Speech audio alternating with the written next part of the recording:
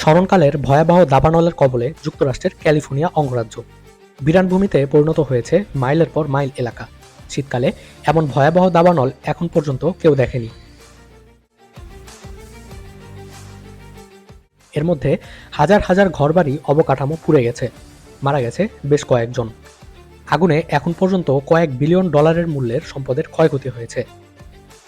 কিন্তু হঠাৎ করে দাবানল এত ভয়াবহ রূপ নিল কি করে, এরই ব্যাপারে বিস্তারিত থাকছে আজকের ভিডিওতে। লস অ্যাঞ্জেলেসের পূর্ব দিক থেকে দাবানলের শুরু। অনেক সময় বজ্রপাতের কারণে দাবানলের সৃষ্টি হয়ে থাকে, তবে প্যালিসেডস এলাকা বা ইটনের দাবানল কবলিত এলাকার আশেপাশে বজ্রপাত হয়েছে এমন কোনো তথ্য পাওয়া যায়নি। অনেক সময় ইচ্ছাকৃতভাবে আগুন লাগিয়ে দেওয়া হয়, আবার বৈদ্যুতিক লাইনের থেকেও আগুনের সূত্রপাত হয়, তবে এখন পর্যন্ত তা নিশ্চিত হওয়া যায়নি। 85% ক্ষেত্রেই মানুষের কারণেই দাবানল শুরু হয়ে থাকে বলে জানিয়েছে যুক্তরাষ্ট্রের ফরেস্ট সার্ভিস, তবে সেগুলো অনিচ্ছাকৃত।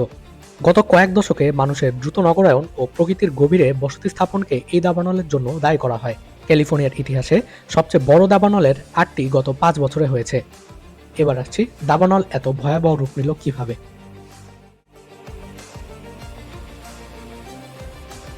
মূলত যে কারণগুলোর জন্য দাবানল এত ভয়াবহ ও মারাত্মক রূপ নিয়েছে সেগুলো হচ্ছে শুষ্ক আবহাওয়া, সান্তা আনা বাতাস ও জলবায়ু পরিবর্তন।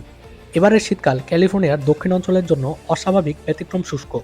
মার্কিন মহাকাশ গবেষণা সংস্থা নাসা বলেছে অক্টোবর থেকে ক্যালিফোর্নিয়ার দক্ষিণ অঞ্চলে একেবারেই কম বৃষ্টিপাত হয়েছে। উদাহরণস্বরূপ লস অ্যাঞ্জেলেসের বিমানবন্দরে অক্টোবর থেকে 0.008 সেন্টিমিটার বৃষ্টিপাত রেকর্ড করা হয়েছে, যা 1944 সালের পর সবচেয়ে শুষ্ক। এই মৌসুমে সান্তা আনা বাতাস খুবই স্বাভাবিক বিষয় হলেও এবারের বায়ু খুবই শক্তিশালী জানিয়েছে সংশ্লিষ্টরা। মরুভূমির পরিবেশ বা শুষ্ক অঞ্চল থেকে ঘন্টায় 97 কিলোমিটার বেগে এই বাতাস বয়ে যায় উপকূলের দিকে। আগুনের শুরুর দিকে 160 কিলোমিটার পর্যন্ত গতি উঠেছিল।